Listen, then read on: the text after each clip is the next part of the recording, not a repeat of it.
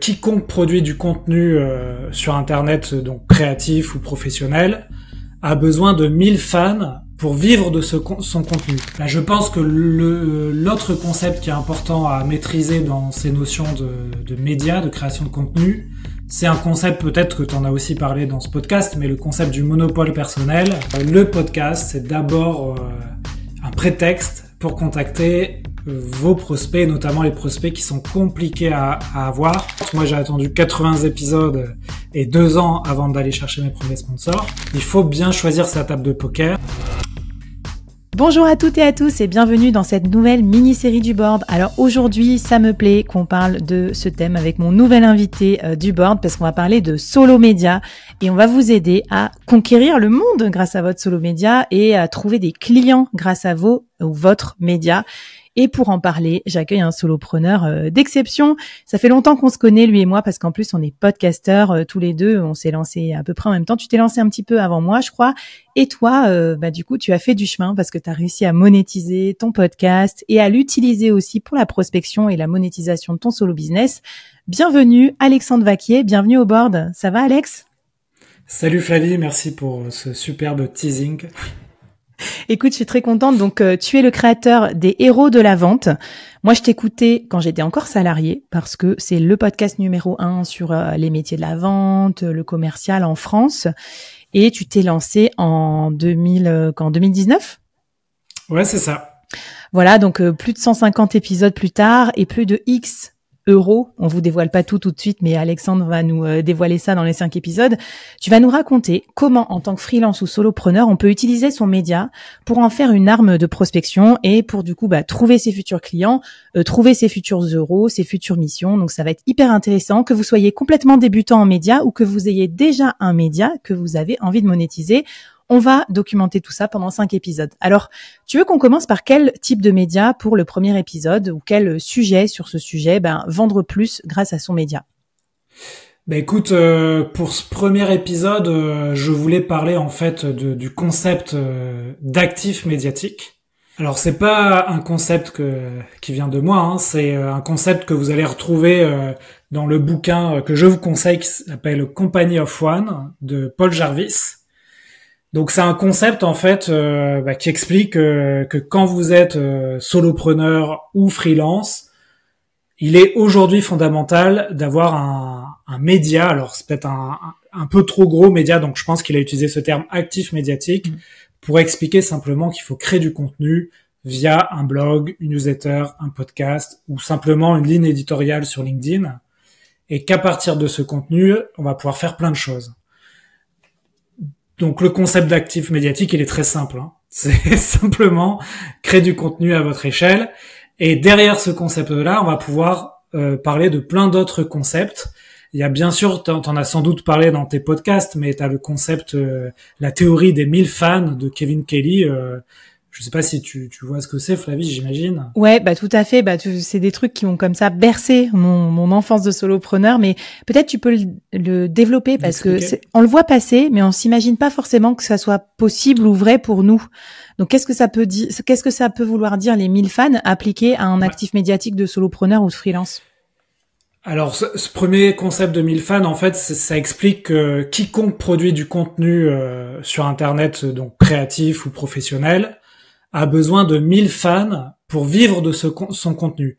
Et on entend par fan quelqu'un qui va être prêt à faire des kilomètres pour voir, qui va être prêt à acheter vos produits. Et c'est vrai qu'on peut comprendre, par exemple, vous demandez à vos 1000 fans de vous tiper 2 ou 3 euros par mois, par exemple, ça vous fait un premier revenu. Je pense que ce concept, il faut le relativiser. Parce que je pense que selon que vous allez faire du contenu pour le B2B ou le B2C, ce sera plus ou moins facile à monétiser. Tu veux dire quoi ? Il y a les directeurs commerciaux qui t'écoutent, ils arrachent pas leur t-shirt pour venir écouter ton podcast, c'est ça ?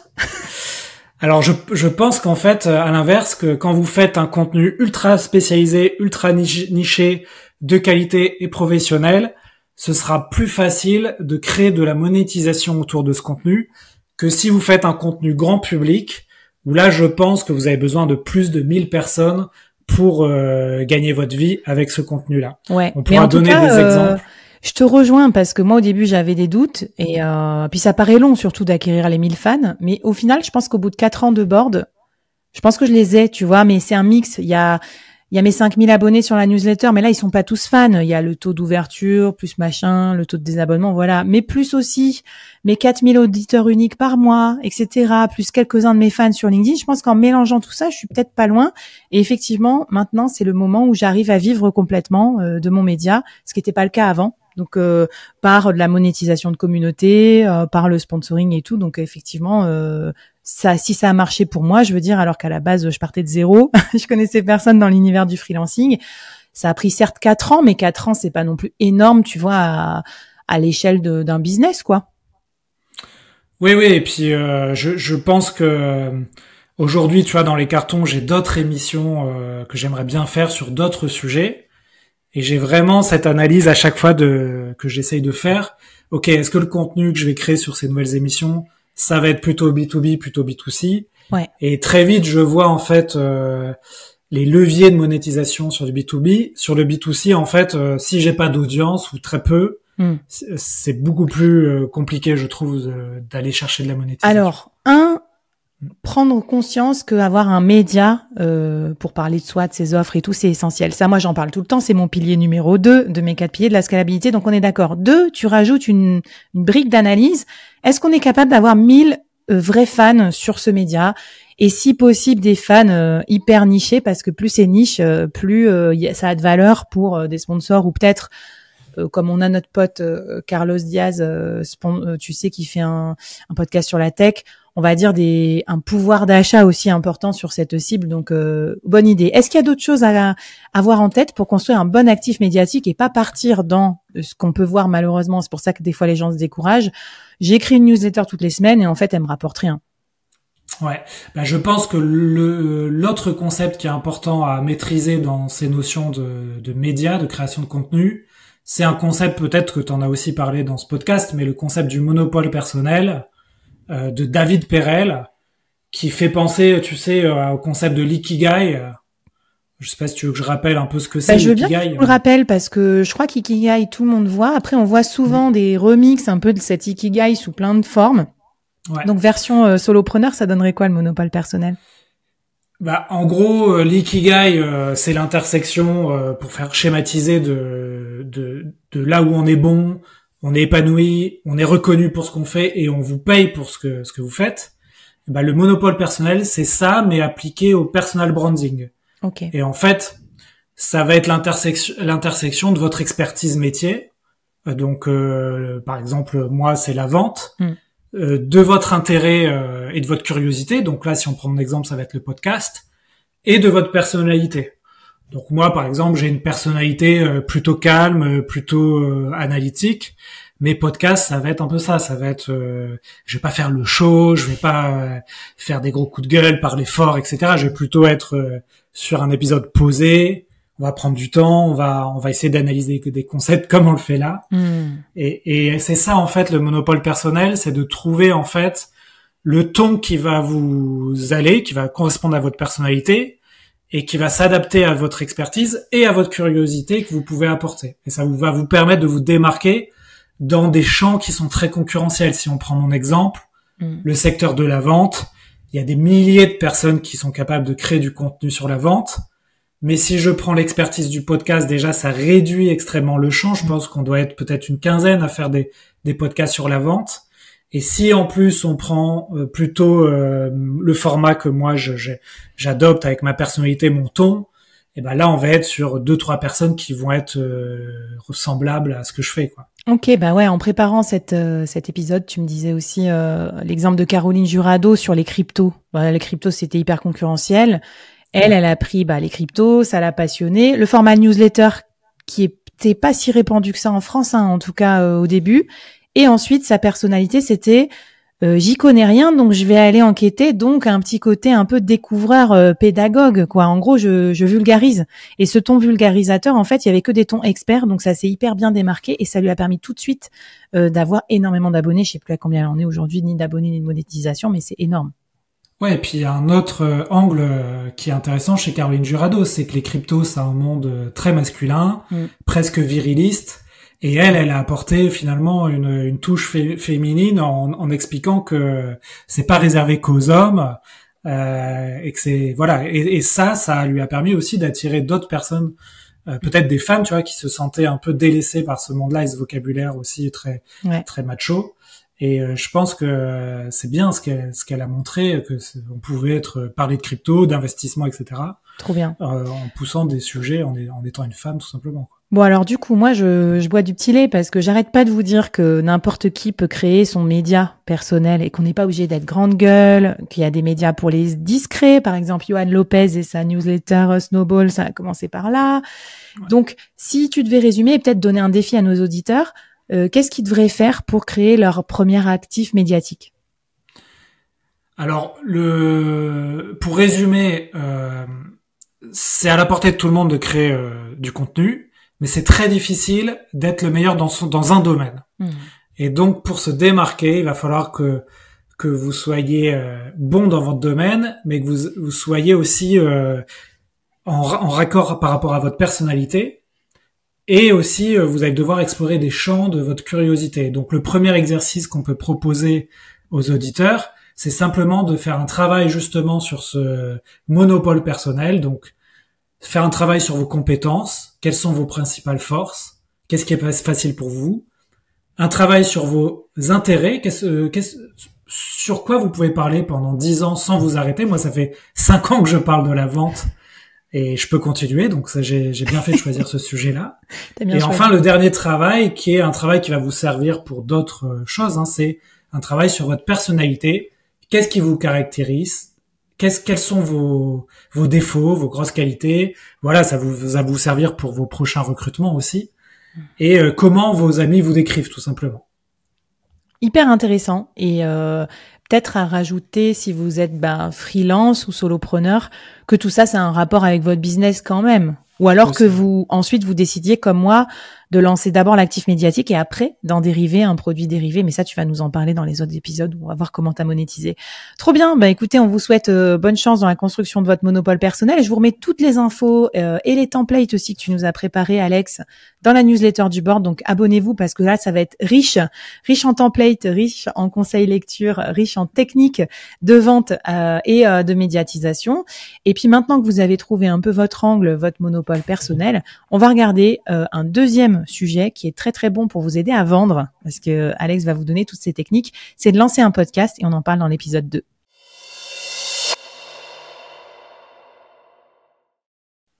Alors Alex, toi c'est ta spécialité et la création de podcast a eu plusieurs impacts positifs sur toi. Évidemment le monétiser parce que tu es un des rares qui monétise très bien son podcast, donc peut-être tu vas nous en parler, mais je voulais aussi qu'on reparle du podcast sur le sujet vente parce que pour l'avoir expérimenté, notamment quand on est freelance, c'est super bien de faire un podcast, non, pour interviewer ses clients cibles parce que c'est une façon finalement de les approcher, d'être proche d'eux et peut-être de faire des calls de vente à une époque où c'est hyper difficile de prospecter, non ? Exactement, c'est-à-dire le podcast, c'est d'abord un prétexte pour contacter vos prospects, notamment les prospects qui sont compliqués à avoir. On peut imaginer, que vous démarchez par exemple, moi je démarche des directeurs commerciaux de belles boîtes. Forcément, quand je leur propose de passer dans mon podcast sur la vente, je crois que j'ai un taux de réponse qui doit être de 9 sur 10. Par contre, si je les prospecte avec un message de prospection classique pour avoir un rendez-vous, là, mon taux de réponse va chuter à peut-être 2 sur 10. Mais d'ailleurs, attends, je refais la spéléologie parce qu'on a commencé pareil, toi et moi. Avant, tu avais une start-up qui vendait aux directeurs commerciaux. C'est là que tu as décidé de faire ton podcast, non ? Ouais, exactement. Alors, les premiers podcasts que j'ai faits, c'était plutôt par curiosité. Ok. Mais j'avais quand même ma petite idée derrière la tête de me dire, ça va me permettre de partager mon expertise, faire de la com'. Et très vite, au bout de quelques épisodes, je me suis rendu compte qu'en fait, les invités que je pouvais avoir dans mon podcast, ça pouvait être les premiers clients de ma startup. Trop bien. Et Parce que moi, c'est à peu près passé, quoi. J'avais commencé comme ça aussi. Je m'étais dit, je créais une start-up à l'époque sur des commerciaux freelance fractionnalisés et je m'étais dit, bah tiens, créer un podcast, ça sera une bonne façon d'inviter mes prospects et de pouvoir leur parler. Ok, alors comment ça a évolué entre-temps? Parce que finalement, donc d'abord, tu peux utiliser, si tu es freelance, le fait de rencontrer tes clients cibles. Mais qu'est-ce que ça peut permettre aussi le podcast? Est-ce que ça a d'autres avantages pour monétiser? Alors, au-delà de montrer que vous avez une expertise, en fait, il y a un phénomène qui est assez intéressant dans les neurosciences, c'est que la personne qui interviewe est considérée par les auditeurs comme experte, voire plus experte que la personne interviewée. Donc ça, c'est un biais cognitif qui est intéressant, mais quand vous commencez à interviewer des gens sur un sujet, les gens vont penser que vous êtes experte sur ce sujet. Alors, je pense que fatalement, vous allez devenir expert, puisque quand vous interviewez quelqu'un, oui, t'apprends. Vous À moins de rien écouter. Non, mais j'avoue. Ça. Mais moi, j'ai commencé complètement newbie il y a 4 ans parce que j'étais pas moi-même freelance, parce que je voulais apprendre à être freelance. Et j'avoue que 4 ans plus tard, toutes les semaines, à raison d'un freelance ou solopreneur par semaine qui me donne ses tips, forcément, j'ai énormément appris. Mais j'aime bien l'idée, en tout cas, qu'on profite de ces invités de qualité pour avoir l'air d'être plus expert qu'eux. Merci à vous. Merci à vous toutes et tous. C'est ça, c'est des mini masterclass dont vous allez pouvoir profiter. Et puis après, une fois que vous allez être régulier, parce qu'en fait, la chose la plus difficile sur un podcast, c'est de tenir dans le temps. Mais une fois que vous allez passer cette barrière de faire des épisodes régulièrement, vous pourrez très vite aller chercher un ou plusieurs sponsors. Et ça, faut pas se mettre de barrière limitante. Moi, j'ai attendu 80 épisodes et 2 ans avant d'aller chercher mes premiers sponsors. Et en fait, je me suis rendu compte que, oui, ça avait du sens pour des entreprises de communiquer à travers mon podcast pour toucher une cible très précise de dirigeants commerciaux. D'ailleurs, je pense qu'il y a un truc qui est intéressant dans ton retour d'expérience. Donc déjà, on s'y prend toujours trop tard. Donc ça, t'as raison. Moi aussi, je m'y suis prise trop tard. Et si tu commences plus tôt, tu auras juste des sponsors moins chers. Mais en fait, ça sera bien pour te faire connaître aussi d'avoir des sponsors. Mais un autre sujet qui est intéressant, et je rebondis sur le premier épisode où tu disais les 1000 premiers fans, c'est que quand même, il faut choisir un sujet de podcast si on veut l'utiliser pour se monétiser, où il y a de l'argent pour monétiser, parce que toi, ton univers, il est top, parce que ça cible les directeurs commerciaux. Les directeurs commerciaux, c'est une cible ultra prospectée. Il y a plein d'outils qui les ciblent, genre des CRM qui ont pas mal de pognon marketing. Donc j'imagine que toi, au moment où il a fallu se dire, tiens, qui pourrait sponsoriser les héros de la vente, c'était quand même pas anodin. T'avais fait un podcast dans un univers B2B en fait assez juteux, quoi. Je dis pas que c'était facile, mais je dis qu'en tout cas il y avait un marché potentiellement pour trouver des sponsors. Ouais, je pense que c'est valable dans un podcast, mais c'est valable dans plein de choses, dans le choix de son métier, dans la création de sa boîte. Il faut bien choisir sa table de poker, parce qu'effectivement, il y a beaucoup de choses qui vont découler du choix de votre table de poker. Alors, vous pouvez aller sur un podcast, par exemple, je sais pas, j'essaie de trouver des exemples, mais de développement personnel, pourquoi pas. Il y a beaucoup de concurrence, et alors les boîtes qui peuvent sponsoriser des podcasts de développement personnel, c'est peut-être un peu moins facile à trouver que simplement des boîtes. Ouais. Déjà, c'est du B2C au lieu d'être du B2B. Ouais. Donc forcément, si le panier moyen, c'est une formation à 100 balles ou un livre à 20 €, alors que toi, un CRM, la mise en place d'un CRM dans une grosse boîte, j'imagine même pas les montants, mais c'est plusieurs dizaines de milliers d'euros. C'est clair. Mais c'est intéressant ce que tu dis, parce que choisir sa table de poker, c'est la choisir quand on est freelance, c'est se dire pour qui on va prester, dans quelle verticale, dans quel type d'entreprise. Il y a trop de freelances qui ont des super compétences, mais qui malheureusement prestent pour des clients trop petits, qui ont pas trop de profondeur de portefeuille et qui du coup se retrouvent à avoir des tout petits TJM, alors que ça se trouve, les entreprises juste à côté d'une taille plus grosse, elles prendraient les mêmes services pour beaucoup plus cher. Ouais, et je pense que du coup on revient au premier épisode. Le choix de sa table de poker, ça va dépendre aussi de quel monopole personnel vous allez pouvoir construire. Parce que moi je suis allé dans le podcast sur la vente, mais j'ai été commercial, j'avais une start-up pour développer des logiciels pour les commerciaux, ça avait du sens. Oui. C'est vrai que tu vois, aujourd'hui je me pose la question de faire un podcast sur un autre sujet, par exemple un sujet sur la santé, la prévention en santé. Je suis quand même je me sens moins à l'aise parce que j'ai pas du tout de background sur ces thèmes-là. Ouais, Donc, ok. Donc oui, du coup, utiliser bien sûr son expertise pour choisir son sujet de podcast. Ok, bah intéressant. Mais en tout cas, moi, ce que j'aime bien aussi dans ce que tu approches, c'est qu'on peut avoir le beurre et l'argent du beurre. On peut décider de lancer un podcast pour approcher plus facilement ses clients cibles. Par exemple, si on est coach ou je sais pas quoi, c'est quand même beaucoup plus simple de rencontrer ses prospects comme ça. Et ensuite, décider, même si ça nous rapporte déjà des clients, de trouver aussi un sponsor pour se faire un peu de diversification par-dessus. Et moi, je pense que tu as raison. Il y a plein de podcasteurs dans ma communauté qui ont des podcasts hyper niches et en fait qui intéressent des logiciels et tout ça. Donc j'ai vraiment envie moi qu'ils aillent chercher des sponsors. Alors qu'est-ce que tu conseilles toi comme outils, défis, enfin qu'est-ce que tu nous conseillerais de faire sur cette partie monétisation de podcast? Alors j'ai pas mal de choses pour les auditeurs. Juste avant de donner les outils, il y a un troisième et je pense un quatrième niveau dans le monde du podcast pour monétiser son podcast. Le troisième niveau, c'est de commencer à faire payer des invités. Ok. Parce qu'en fait, vous les mettez en valeur, vous allez créer beaucoup de contenu autour de leur interview. Et moi, depuis janvier, je fais payer mes invités et je vois qu'il n'y a pas de friction. C'est-à-dire, ok, il y a des invités qui vont dire non, je paye rien du tout. Mais la plupart comprennent parce que on va passer du temps, je vais louer un studio, je vais peut-être embaucher des monteurs, des ingénieurs du son, etc. Et ça les met vraiment en valeur. Donc ça, je pense, c'est un niveau 2 ou 3 de la monétisation.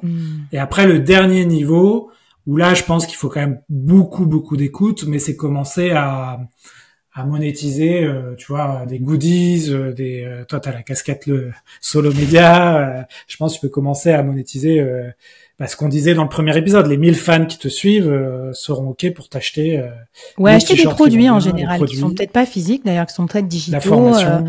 Je pense qu'on connaît pas mal de podcasteurs qui monétisent grâce à des communautés, grâce à des événements, des abonnements. Tu citais Carlos Diaz, donc les NFT, les groupes WhatsApp, les formations pour d'autres podcasteurs. Donc voilà, il y a d'autres niveaux de monétisation. Ouais, carrément. Ok, bah écoute, sur ça, je vous renvoie aux autres épisodes qu'on a fait là-dessus parce que c'est vrai que le côté média, c'est mon dada. Puis venez nous voir aussi dans la communauté, posez vos questions à Alex aussi, il vous dira. Et c'est vrai que toi, ta structure de monétisation, c'est essentiellement invité payant plus sponsoring. D'ailleurs, tu nous glisses aussi ton dossier de sponsor dans la newsletter. Je vais vous mettre parce que c'est chouette d'avoir un exemple. Donc merci beaucoup de partager. Parce que c'est bien d'avoir les compas dans l'œil, le prix, tout ça, pour savoir comment on monétise. Parce qu'entre le coût par 1000, le taux de clic et machin, on sait pas toujours. Donc, hyper cool d'avoir du benchmark de potes solopreneurs qui nous aident à monétiser notre podcast. Trop bien. Qu'est-ce qu'on fait pour se mettre le pied à l'étrier sur cette partie? Alors, donc je vous partage effectivement le dossier de sponsoring pour vous donner des idées pour sponsoriser votre podcast. Et pour cette deuxième partie, je vous conseille de créer votre propre dossier de sponsoring à partir de celui-là. Et pourquoi pas créer un premier épisode de podcast, tout simplement avec un outil comme Zencastr ou Riverside, et un outil comme Ocha pour le publier. Comme ça, vous avez votre épisode 0, vous avez votre dossier de sponsoring. Ça peut être intéressant d'aller chercher des sponsors avant de lancer une émission de podcast. Ouais, c'est ce que j'avais fait pour mon podcast Web3 d'ailleurs. Ok. Ça, c'est, je pense, moi, les prochains podcasts que je vais lancer, je les lancerai pas tant que j'ai pas de sponsor. Je pense que c'est une bonne pratique qu'on peut appliquer. Ça, c'est le sang du solopreneur qui coule dans tes veines, là, Alex. C'est bon. C'est d'abord, je trouve des sponsors ou des clients et après seulement, je lance mon média ou mon produit. Ouais, exactement. On applique un peu le Lean Startup au monde du podcast. Et donc voilà, le premier exercice, vous allez créer votre dossier de votre kit média et votre premier épisode de podcast. Comme ça, vous allez voir déjà si vous êtes capable de créer un épisode si ça vous plaît. Et ensuite, une fois que vous avez validé ce côté un peu technique, vous allez envoyer ce kit média à de potentiels sponsors et commencer à pitcher votre projet. Et je suis certain que si c'est bien travaillé, bien pensé, vous allez pouvoir trouver vos premiers sponsors. Trop bien. Venez nous pitcher aussi vos dossiers de sponsors, si vous les avez ou quand ils seront prêts dans la communauté. Et puisqu'on parle de sponsors, il n'y a pas que le podcast qu'on peut monétiser. Il y a aussi un sujet clé pour les freelances et les solopreneurs, c'est la newsletter. T'en as une aussi, t'as testé plein de choses là-dessus, moi aussi. Donc on va en parler dans l'épisode 3. Comment monétiser grâce à sa newsletter. C'est parti.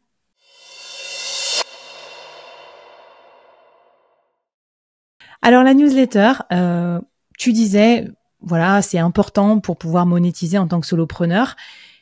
Quelle est la place de la newsletter, en fait, dans la création de contenu quand on est freelance ou solopreneur? Parce qu'on a l'impression que c'est un must, mais en même temps, moi, j'ai plein d'indépendants qui me disent ça prend trop de temps, je sais pas quoi raconter. Est-ce que tu as des conseils à nous donner sur comment créer un bon concept de newsletter aussi? Ouais, alors la newsletter, c'est vrai que ça a un côté peut-être un peu boomer. Tu sais, on pense aux newsletters un peu vieillottes qu'on reçoit et qu'on met dans les spams. Mais en fait, quand on commence à créer du contenu, on se rend compte que les gens qui vont nous suivre, les contacts, etc., ne nous appartiennent pas. C'est-à-dire, elles appartiennent aux plateformes sur lesquelles vous allez poster votre contenu. Et ça, le jour où, par exemple, vous avez un TikTok, un Instagram, même un LinkedIn qui vous fait sauter votre compte, et ça arrive plus souvent qu'on ne le croit, en fait, vous aurez aucune capacité à communiquer avec les gens qui vous suivent. Et donc, la newsletter, faut vraiment l'envisager comme un moyen d'avoir un lien direct avec les gens qui vous suivent. J'avoue, c'est peut-être le média le plus propriétaire parce que tu vois, toi et moi, on a un podcast. Mais même un podcast, en fait, je sais, j'ai aucune garantie de savoir. Si j'ai un truc à vous dire, vous les auditeurs, je peux pas vous le dire, en fait. Je dois me remettre à l'algorithme, à Spotify, à est-ce que vous allez cliquer sur l'épisode, est-ce que vous êtes abonné, etc. Est-ce que vous allez l'écouter jusqu'au bout. Rapport à une newsletter, si j'ai un message à envoyer, je peux la programmer à un instant T, ça arrive dans votre boîte mail. Et je crois que c'est quand même le média le plus consulté des gens, quoi, mail et SMS, quoi. C'est ça, vous allez pouvoir leur envoyer un mail. Et ce qui est important aussi, c'est quand vous allez démarcher des sponsors, ces derniers vont vous demander un peu une analyse de qui vous écoute, quels sont les personas qui vous écoutent. Et en fait, la newsletter, ça permet de voir simplement dans les adresses email, les entreprises qui vous suivent, les gens qui vous suivent, vous faites une petite analyse et vous allez très vite vous rendre compte, est-ce que c'est plutôt des freelances, des patrons de PME, de grands groupes, etc., qui suivent votre newsletter, et ce sera important aussi pour communiquer auprès de vos partenaires. Ok, donc hyper intéressant. Après, récemment aussi, on s'est rendu compte de la baisse de reach, par exemple, sur LinkedIn.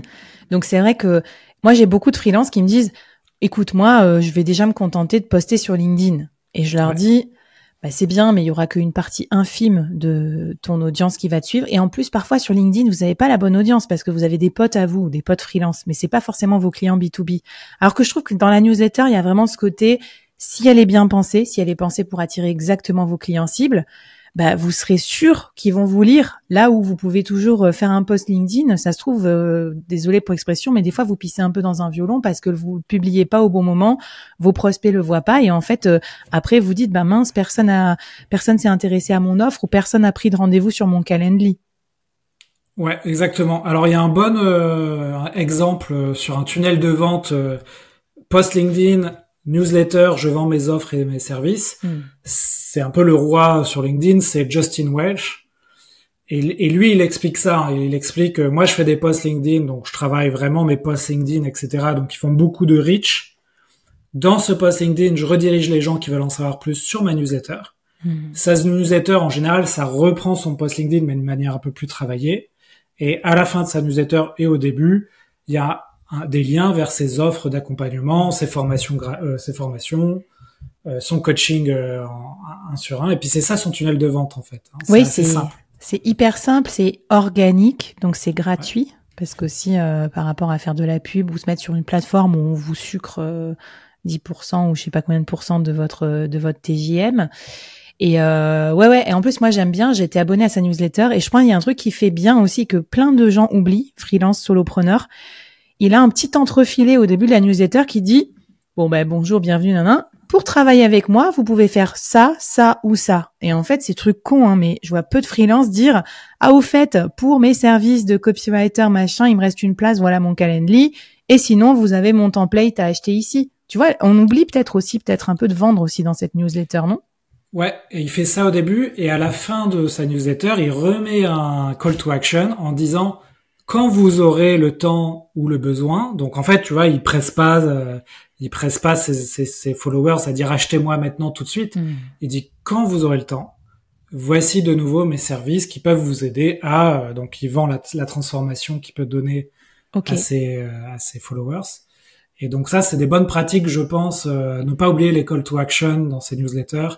au début, à la fin. L'idéal, c'est de faire les deux, au début et à la fin. Ok. Et effectivement, t'as raison, c'est vraiment à copier ça. Ouais, moi j'ai l'impression que pour un freelance, vraiment la newsletter va servir à réserver des appels découvertes, tu vois, à donner envie, peut-être à décortiquer des cas clients, à publier des business cases toutes les semaines et à dire si vous voulez que je vous aide aussi à obtenir ces résultats, bah contactez-moi. Après il y a un autre cas d'usage, il y a le solopreneur comme moi qui va avoir besoin d'une newsletter peut-être pourquoi? Pour vendre ses produits, pour la faire en payant. Qu'est-ce que tu vois comme forme de monétisation possible de newsletter qui pourrait inspirer nos auditeurs et auditrices? Alors, je pense que tu peux aussi, à l'instar d'un podcast, avoir des sponsors pour des newsletters. Ah oui, exact. J'ai oublié. C'est peut-être moins évident, mais il y en a qui arrivent à le faire. Alors forcément, le must, c'est Johan Lopez sur les finances personnelles et Snowball, mais t'en as d'autres qui sont moins connus. Je pense à Momentum, tu vois, qui est aussi sur les finances personnelles, qui a ses sponsors. Moi, j'ai réussi à faire des sponsorings de newsletters de manière ponctuelle, mais 500 € par-ci, 1000 € par-là, bah c'est toujours ça de prix. Ouais, puis si ça te prend 3-4 heures à écrire ta newsletter, si tu prends 500 €, je veux dire, c'est largement rentabilisé au TJM moyen des freelances. Ouais, exactement. Une autre chose que moi je fais pas mal, mais c'est propre à mon domaine, c'est des liens d'affiliation sur des logiciels pour les commerciaux. Donc en fait, les gens testent un logiciel dont je parle dans ma newsletter. S'ils décident de l'acheter, j'ai une commission entre 10 et 30%. Pour les plus généreux, ça va être 30%. Trop bien.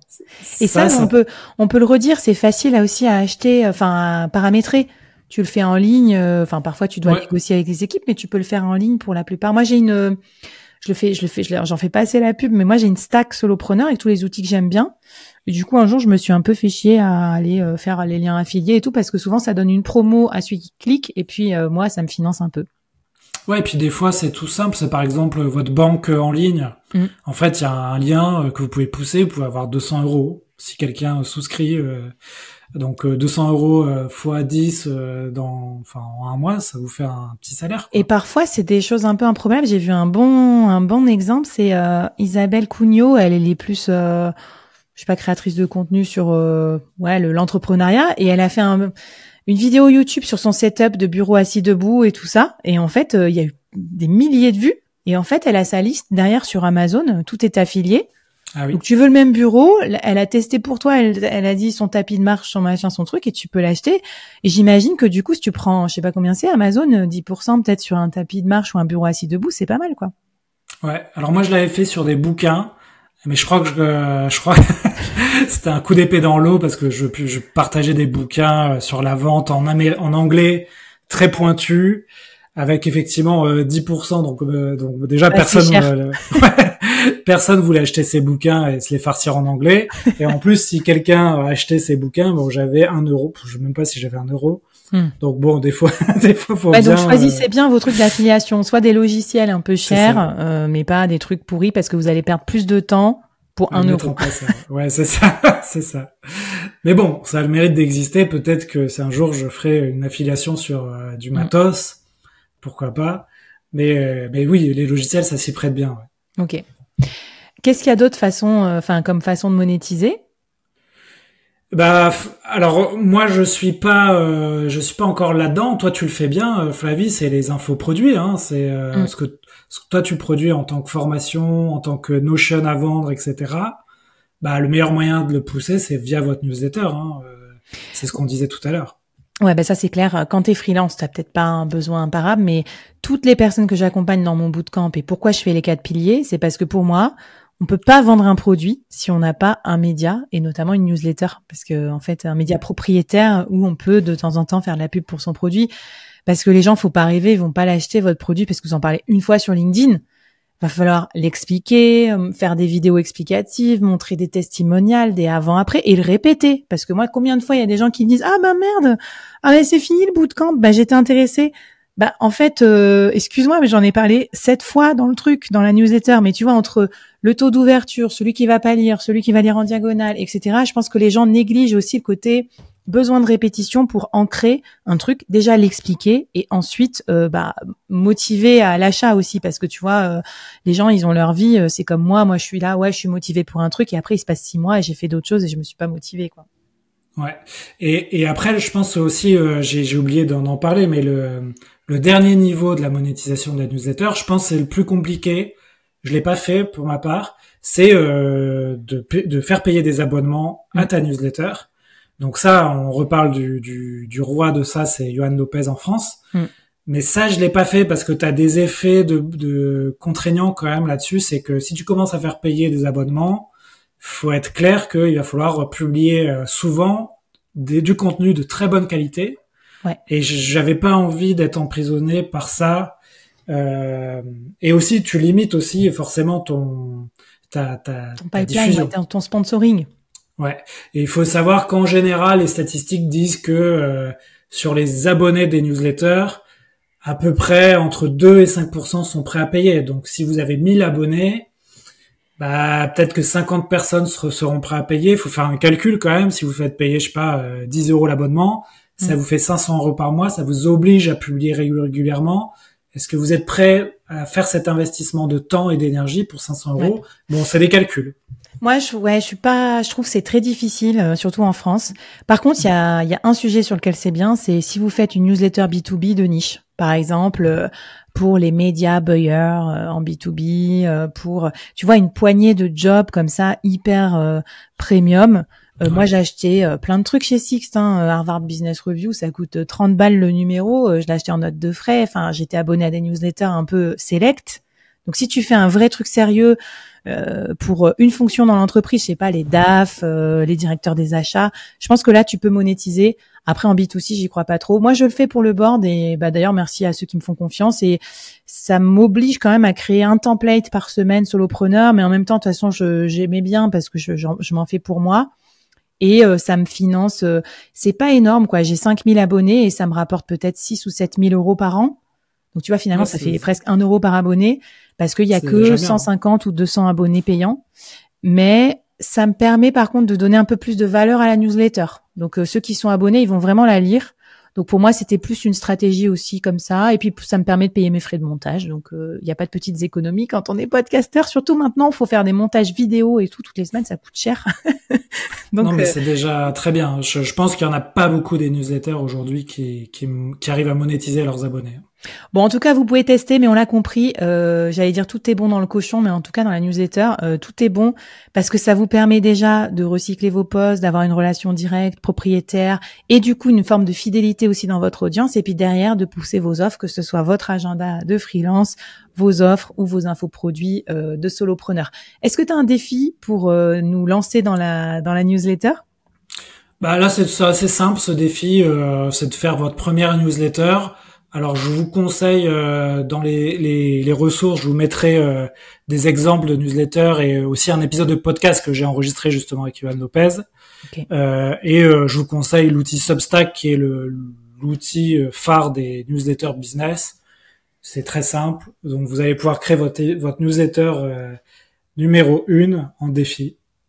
Bon, écoute, parfait. Je mettrai aussi le lien vers d'autres épisodes du board. On en parle souvent de la newsletter, comment créer une newsletter payante, comment créer une bonne newsletter quand on est solopreneur et bien la gérer aussi, abonnement, désabonnement, croissance et tout. Donc, allez-y, vous avez quoi vous régaler sur le sujet newsletter. Et puis quand même, je te propose qu'on parle maintenant aussi d'un des réseaux sociaux rois pour la prospection, la vente quand on est freelance solopreneur, c'est LinkedIn. Et dans l'épisode 4, tu vas nous raconter pourquoi LinkedIn est indispensable dans son funnel de vente en tant que solopreneur ou freelance. C'est parti.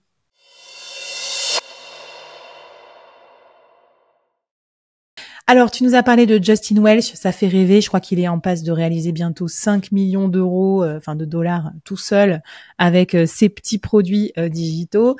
LinkedIn, c'est sa clé de voûte dans son funnel de vente. On est pas mal de freelance à utiliser LinkedIn parce que souvent nos clients B2B sont là-dessus. Quelle est ta stratégie pour utiliser LinkedIn pour vendre sans y passer non plus trop de temps, que ça soit pas un gouffre de temps et qu'on passe pas 4 heures par jour sur LinkedIn pour avoir 0 client? Alors moi, pour l'instant, j'ai fait un choix qui est la stratégie de Gary V.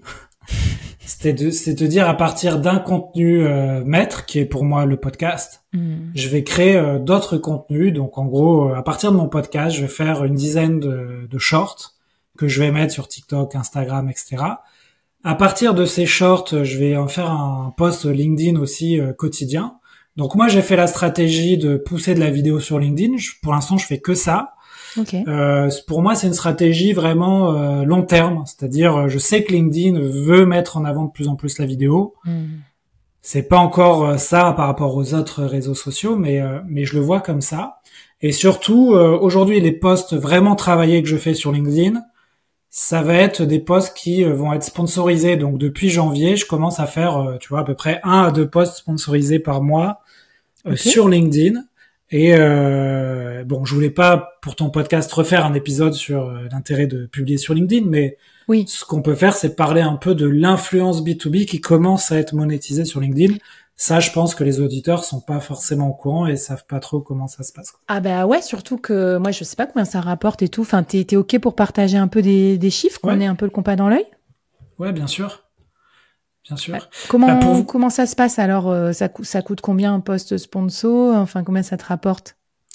Alors, moi, je passe par des agences d'influence. Donc, vous pouvez contacter Obvious qui gère les campagnes d'influence, les budgets, etc. En gros, eux, ce qu'ils disent, c'est qu'à partir de 5000 abonnés, ce qui est pas énorme sur LinkedIn, on peut commencer à faire des posts sponsorisés. Bien sûr, il faut que votre profil soit bien vertical, bien ciblé, et que votre audience, en fait, elle correspond à la demande des sponsors. Et en fait, eux, ils vont prendre à la fois votre nombre d'abonnés, mais ils vont faire une moyenne aussi du reach de vos posts, et tout ça, ça va leur donner un budget. Et les budgets, ça peut aller de 100 à 200 euros par poste. Tu vois, si tu as 5000 abonnés et que tes posts vont faire à peu près, pareil, ça commence à partir de 4000 impressions. Et on va commencer à 100, 150, 200 euros, 300 euros. Moi, je facture entre 300 et 500 euros mes posts. J'ai 14 000 abonnés, donc c'est un peu plus. Mais je fais du reach, je te parlais de mes vidéos, ça reach entre 2000 et 5000 impressions, tu vois. C'est pas non plus des statistiques incroyables. Ouais, non, mais moi, je suis à peu près dans les mêmes trucs, je pense, depuis que ça a un peu baissé, quoi. Parce qu'avant, c'était un peu la folie, là, c'est un peu plus dans ces eaux-là. Par contre, toi comme moi, on est ultra ciblés. Moi, c'est les commerciaux, les dirigeants commerciaux. Toi, c'est les solopreneurs. Donc, ça a du sens pour monétiser les posts. Et puis après, les gros influenceurs de la plateforme qui vont taper les 100 000 impressions, bah, eux, ce sera des posts sponsorisés à plusieurs milliers d'euros. Ok, intéressant. Et alors du coup, comment donc tu t'as prospecté un peu ces agences-là en leur disant voilà ma cible c'est ça. Enfin comment qu'on donne un peu la marche, le mode d'emploi, tu vois, aux freelance ou solopreneurs qui veut se lancer. Ce serait une bonne idée, je trouve, pour les freelances, parce que souvent les freelances, vous êtes verticalisés dans le sport, dans la médecine, tu vois. Et souvent vous parlez à votre vertical métier, donc ça pourrait marcher, hein. Ouais. En fait, l'histoire, c'est que j'ai commencé à voir des campagnes d'influence sur des produits. Je pense la première que j'avais vue, c'était sur Trade Republic, où tout d'un coup, tu vois, il y a tous les gros influenceurs de la plateforme qui postent un truc avec Trade Republic, etc. Donc, c'est la première campagne d'influence que j'ai faite. Et j'ai commencé à participer à une campagne d'influence grâce à un groupe WhatsApp, où là, c'était pour la boîte Oliver List. Donc, c'est une boîte qui génère des leads de prospection. Tout de suite, moi, dans ma tête, je me dis, ah bah tiens, ça pourrait être typiquement une boîte qui pourrait être mon sponsor pour mon podcast, etc. Donc, j'ai commencé à sonder des boîtes dans mon giron pour faire des listes, des posts sponsorisés. J'ai commencé à signer une boîte, donc Pipedrive, pour faire, moi, des posts sponsorisés pour eux. Très vite, je me suis rendu compte que quand vous êtes tout seul à faire des posts sponsorisés, c'est hyper risqué parce que si la campagne échoue, c'est entièrement de votre faute. Alors que si vous êtes à plusieurs influenceurs à faire des posts pour une entreprise, déjà vous allez commenter et augmenter le reach de chaque influenceur, et le succès ou l'échec de cette campagne ne repose pas que sur votre petite tête. Donc de fil en aiguille, j'ai effectivement prospecté des agences d'influence et j'ai vite vu que Donc Obvious, qui est géré par Marc Richard, qui était passé dans mon podcast, développé ça. Je l'ai contacté, il m'a dit ouais, avec plaisir. Effectivement, on cherche des gens qui parlent dans le secteur de la vente B2B. Et là, grâce à lui, je dois faire une campagne par mois à peu près. Donc ça correspond à 1 ou 2 posts par mois LinkedIn. Bon, écoute, trop bien. Encore un usage du podcast, hein. D'abord l'inviter, ensuite le recontacter pour lui demander un petit service et ensuite te faire référencer. Bien joué, Alex. Parfait. Ouais, c'est vrai que pour le réseau pro, le podcast, là aussi, ça permet d'avoir un sacré réseau professionnel. Ouais. Ok. Bon, écoute, est-ce qu'on était bon sur LinkedIn ou est-ce que tu voyais d'autres usages intéressants sur comment justement monétiser grâce à LinkedIn? Je pense la bonne pratique quand on fait du contenu sur LinkedIn aussi, c'est de pas oublier les fameux call to action là aussi, hein, comme la newsletter, parce que il faut faire des appels à l'action pour soit aller sur votre contenu, soit souscrire à votre newsletter, ou soit aller voir les services de l'entreprise qui peut sponsoriser votre post LinkedIn. Ouais, très bonne idée parce qu'en fait, tu nous rappelles que on n'est pas sur LinkedIn juste pour LinkedIn. Et ça, je pense que plein de freelances, au bout d'un moment qui se lancent, l'oublient. Ils vont donner à manger à la bête, mais ils oublient de faire sortir les clients par un autre bout de l'entonnoir, donc vers leur service, vers leur page de vente. Et peut-être un truc que m'avait suggéré Kevin Pem, qui est un des experts de l'incubateur Solopreneur, c'est faire souvent, régulièrement, des posts avec un call to action vers votre lead magnet. Donc, je vous en parle souvent. Un aimant à client, donc une ressource que vous avez créée en tant que solopreneur ou freelance pour votre client idéal. Donc, est-ce que c'est un quiz pour les DAF? Moi, c'est mon quiz solopreneur, mais j'ai plein d'autres ressources et je le fais pas encore assez. Et il m'avait dit, Kevin, au moins une fois par semaine, tu fais de la pub vers ton lead magnet. Comme ça, je récupère des emails. Comme ça, je les rajoute à ma newsletter. Comme ça, je leur fais découvrir aussi l'univers du board. Et puis, j'ai une petite séquence comme ça d'onboarding qui leur dit coucou, qui je suis, qu'est-ce que je fais, voilà mon podcast, tiens, voilà une playlist. Et hop, ça les entraîne un petit peu vers mon autre contenu au lieu de les garder juste tributaires de la plateforme. Trop bien. Et écoute, qu'est-ce qu'on peut faire là-dessus? Est-ce que tu as un défi pour nous avant qu'on passe au dernier épisode et la pièce maîtresse du dispositif? Comment prospecter grâce à son solo média et grâce à son contenu? Ouais. Et alors le petit défi, c'est de prendre les 3 meilleurs créateurs selon vous de votre secteur, de voir leurs posts qui ont vraiment performé ces derniers mois et d'essayer de reproduire un post en vous inspirant de l'accroche, du call to action, du storytelling du post. Parce que souvent, on essaye de chercher un peu ce qui buzz sur LinkedIn, mais je vous assure, si vous faites ce simple travail, vous ferez déjà mieux que 90% des gens qui postent sur LinkedIn. Je le fais pas du tout assez. Et l'autre fois, je me suis fait la réflexion qu'il suffirait que, par exemple, pour salariés diversifiés, je reprenne en gros ce que dit Justin Welch dans les grandes lignes et qui me parle le plus. En plus, on a un passé en commun, ex-corporate, à fond pour le soloprenariat. Je pourrais un peu reprendre ces posts qui buzzent et refaire pareil. Et c'est sûr que ça me fait ma ligne édito pour salariés diversifiés, pour tous ceux qui parlent pas anglais et tout. Donc voilà. Donc je suis complètement d'accord. Parfois, on sous-estime juste le côté reprendre des structures de copywriting qui fonctionnent. De toute façon, tout le monde utilise ces structures-là. Donc, trop bonne idée. Et bonne recherche, brainstorming, benchmark, tout ça. Et j'ai hâte de voir vos posts fleurir. Et puis, si vous avez des tips aussi sur les posts sponsors, venez partager avec la communauté. Peut-être qu'on se trouvera des idées aussi de services ou de produits à sponsoriser. Et je te propose qu'on passe au dernier épisode. Comment on va utiliser son contenu, son solo média pour prospecter ses futurs clients. C'est parti.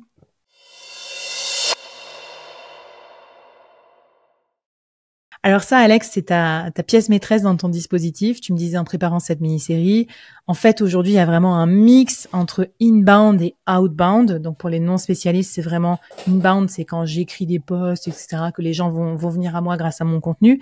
Et outbound, c'est comment je vais prospecter. Et en fait, aujourd'hui, on voit que ce clivage, il est presque un peu dépassé, qu'on a besoin des deux. Comment tu articules, en fait, ce mélange entre créer du contenu pour attirer des gens et aller vers des gens pour les prospecter? En fait, je pense que ça existait déjà avant, hein. C'est-à-dire que les boîtes qui prospectaient essayaient au maximum de rendre un lead tiède. C'est-à-dire avant d'envoyer un mail ou un appel à un lead, on essayait soit de l'inviter à des salons, soit de l'inviter, de lui envoyer des livres blancs, pour que on ait une base sur laquelle prospecter et qu'on puisse personnaliser cette prospection. Aujourd'hui, selon moi, c'est ce qui m'anime en ce moment, la création de contenu, ça permet de chauffer au maximum ces fameux leads Et je vous donne un exemple que moi j'utilise bien et qui me permet aussi de signer les sponsors sur mes podcasts. Hein, c'est de faire en fait d'utiliser les live LinkedIn. C'est-à-dire, je fais un podcast, je l'enregistre et je le publie comme un live LinkedIn. Ok. Et en fait, l'intérêt du live LinkedIn, c'est que les gens vont liker déjà les posts que vous allez faire en amont de ce live. Ils vont s'inscrire à ce live. Peut-être qu'ils vont poser des questions, ça c'est l'idéal. Mais après ce live, en fait, avec des outils, je vais te les mettre en référence, mais il y a des outils aujourd'hui qui te permettent de scraper facilement les gens qui ont interagi à ton contenu sur LinkedIn, donc les likes et les commentaires, et d'avoir leurs emails la plupart du temps, et ensuite de leur faire un message de prospection.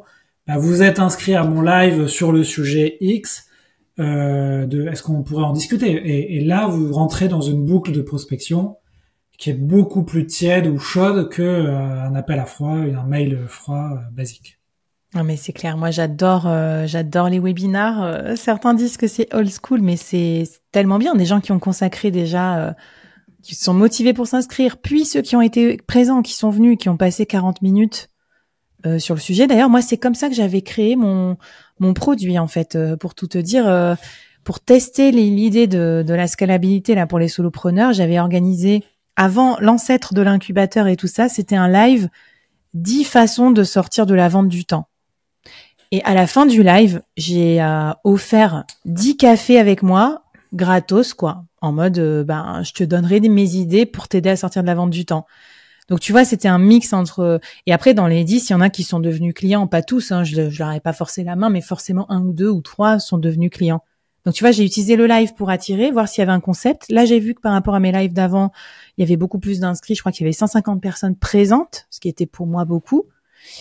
Et après, avec les 10 cafés, j'ai eu mes premiers rendez-vous, mes premiers clients. Ouais. Et tu peux même, imaginons, vous vous sentez pas faire ces lives, etc. J'ai fait le test la dernière fois. J'ai tapé, je crois que j'ai tapé le mot-clé prospection, vente, etc. Il y avait plein de lives qui allaient arriver les prochaines semaines. Et certains lives avec beaucoup de gens inscrits sur les lives. Et en fait, avec des outils aujourd'hui, je sais pas, on peut en citer, hein, mais la Growth Machine,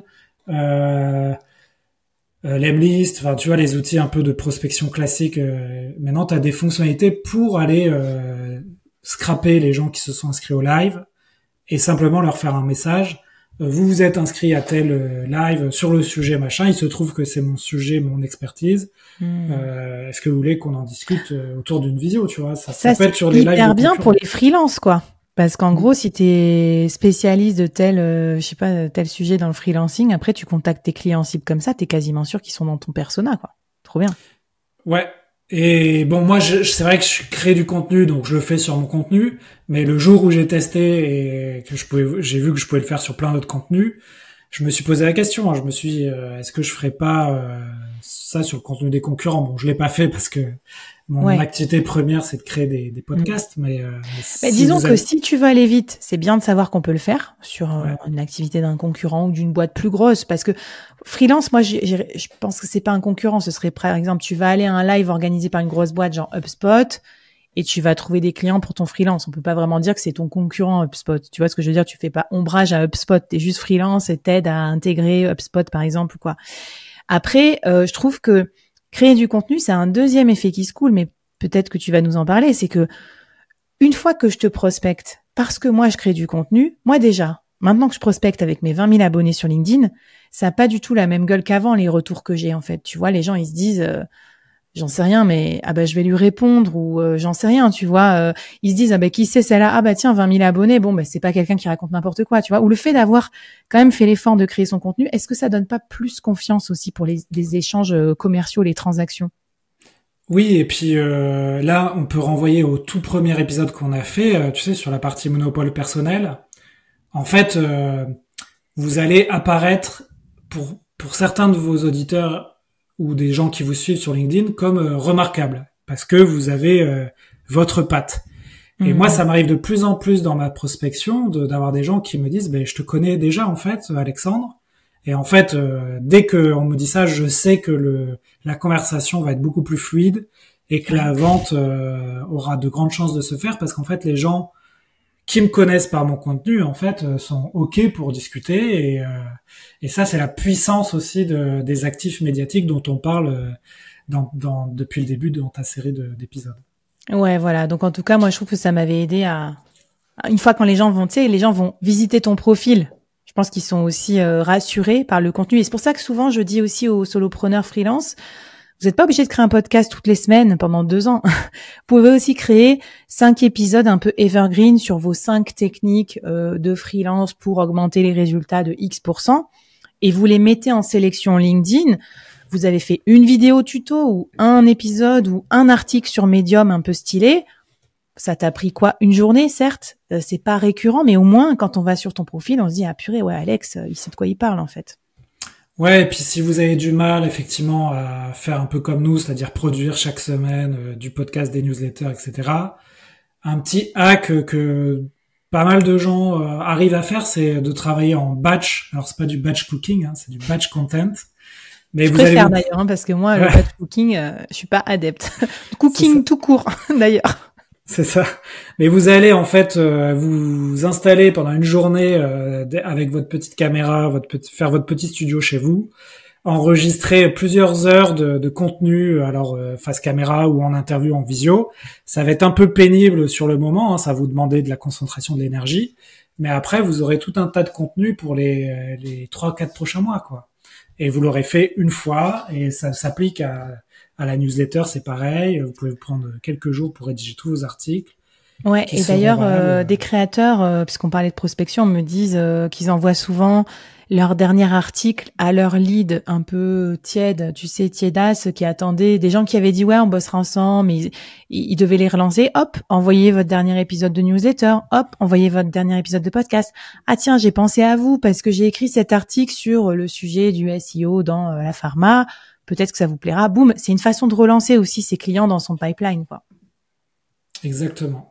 Ok, eh ben écoute, est-ce que tu avais d'autres tips sur la prospection à la base grâce à la création de contenu, Alex, avant qu'on se quitte? Ouais, alors après c'est plus des outils en fait qui permettent de faciliter un peu cette pratique. Mais moi, par exemple, j'utilise le logiciel Restream. Désolé, je le dis à la française. Ce qui est pas mal avec Restream, c'est que j'enregistre mes interviews et je les diffuse sur LinkedIn comme un live, mais c'est pas un véritable live, c'est déjà enregistré. Ok. Mais ça vous permet, vous, d'être plus à l'aise justement dans la programmation des webinars. Il faut savoir que les live LinkedIn, pour avoir du monde, faut faire un travail en amont quand même de posts, d'inviter des gens, et c'est pas toujours facile de le faire. Donc c'est bien avec Restream, vous pouvez planifier tout ça. Okay. Et après, c'est plus les outils pour aller scraper les gens qui vont interagir à vos contenus. Et donc là, je peux en citer. Moi, par exemple, j'utilise le CRM Folk. Ils ont une petite extension qui vous permet d'exporter les gens qui likent ou qui commentent vos contenus sur LinkedIn. Sinon, il y a Follow aussi, qui est une petite extension qui permet ça. Donc, ça vous génère des fichiers Excel avec des emails et le nom, les prénoms, les emails. Ah ouais. Ouais. Et après, il y a des outils un peu plus chers, un peu plus costauds. J'ai cité la Growth Machine, par exemple. On mettra les liens aussi. Là, ça vous permet de faire d'autres choses, mais on a cette fonctionnalité-là aussi qui permet de scraper des gens inscrits à des webinars, des lives LinkedIn. Trop bien. En plus, tu mets les liens affiliés, comme ça, on va te faire gagner de l'argent en plus, Alex. On est comme ça, nous, les solopreneurs freelance. On aime bien aider les confrères et les consoeurs. Oui, bah ça vous permettra de vous donner des exemples de liens affiliés, de voir comment ça marche, quoi. Allez, parfait. Un dernier petit défi pour la route? Alors, le défi, c'est peut-être le plus dur des 5, quoique j'allais dire, c'est de créer votre premier live LinkedIn. Alors, comme je vous l'ai dit, moi j'utilise Restream, il y a d'autres outils, StreamYard et d'autres que j'ai plus en tête, mais Streamlabs, je crois. Qui vous permet de créer un live et vous pourrez le mettre aussi sur YouTube, Twitch si vous avez envie d'aller côtoyer un peu les gens. Et voilà, faites votre premier live LinkedIn. C'est pas très grave s'il y a pas beaucoup de. Il faut savoir que même si vous n'avez pas beaucoup de gens inscrits à votre live, comme LinkedIn pousse de plus en plus les lives, vous pouvez avoir des surprises après sur le nombre de vues. Moi, ça m'est déjà arrivé d'avoir par exemple 10 personnes qui suivent mon live en direct. et a posteriori d'avoir 3000 impressions ou 3000 vues sur cette vidéo. Ouais, hyper intéressant. Donc, je suis d'accord avec toi. Moi, je le conseille souvent de lancer un premier live quand on va créer son produit de solopreneur ou sa nouvelle offre, par exemple. Je sais pas. Je me rappelle de Sabine, qui est une avocate spécialisée en droit du consommateur dans le BTP. Je lui avais dit, fais un live pour les artisans du BTP avant ta nouvelle offre là sur les CGV. Elle avait fait un live genre audite tes CGV d'artisans avec moi. Et il y avait des clients qui étaient venus. Et derrière, elle a vendu son produit sur un des clients qui était venu au live. Alors qu'ils n'étaient pas très nombreux, t'es d'accord? Parce que c'est un peu niche comme sujet. Mais on s'en fout, on n'est pas là pour être influenceur. Et c'est peut-être par ça aussi que je voulais finir cet épisode. C'est quand on vous dit, créez votre média. Et moi, je l'entends souvent, c'est « Ouais, mais créer un podcast pour avoir des auditeurs et tout, c'est long. » Mais est-ce que vous avez besoin d'1 million d'auditeurs? Non. Est-ce que vous avez besoin de 50 000 abonnés sur LinkedIn ou à votre newsletter? Non. Vous avez juste besoin d'avoir les bons clients, ceux qui vont acheter vos offres. Et parfois, avec 10 clients par an en freelance, vous êtes max, vous pouvez faire 200 000 euros. Et peut-être avec 100 clients en solopreneur, vous pouvez faire largement aussi les 6 chiffres. Donc voilà. Moi, je dis peut-être, je sais pas si tu es d'accord avec ça, mais faut pas courir après les millions de followers. Faut peut-être avoir ces 1000 true fans et ceux qui vont vraiment acheter vos produits derrière, quoi. Et être un peu héroïste, quoi, rentable sur votre histoire de solo média. Ouais, et puis si ça peut rassurer les auditeurs, moi ça fait 3 ans que je monétise le podcast. Aujourd'hui, c'est mon activité principale. Pourtant, les audiences de mes épisodes, tu vois, c'est quelques milliers de personnes par épisode. Alors c'est bien hein, dans la vente B2B, mais à côté de chaînes YouTube qui vont faire des millions de vues par vidéo, c'est vraiment du pipi de chat. Mais en fait, parce que je suis sur un sujet de niche, parce que il y a une expertise et que ça s'adresse à un secteur particulier, ça me permet de le monétiser. Et au-delà de la monétisation, etc., le podcast, ça m'a permis aussi de rencontrer des amis.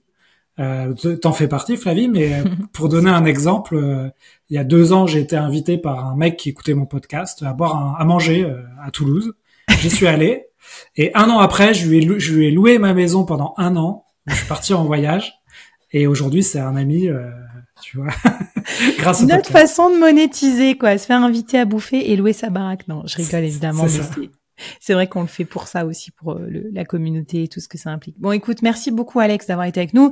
Si vous aimez tous les conseils d'Alex et tout ce qu'il vous a mis dans la newsletter, n'hésitez pas à aller écouter aussi son podcast ou à le recommander et à lui mettre des étoiles, à tout ça, à lui laisser un petit avis, c'est toujours hyper sympa. Et à écouter ses hors-séries justement sur tout ce qui va être monétisation, création de contenu, puisque ça fait quand même partie importante de ta ligne édito. Je pense que c'est, je sais pas, peut-être 1/4 des sujets, c'est comment vendre grâce aux réseaux sociaux, comment vendre quand on est indépendant. Il n'y a pas que des sujets grands groupes et directeurs commerciaux. Donc, hyper sympa d'avoir été avec nous.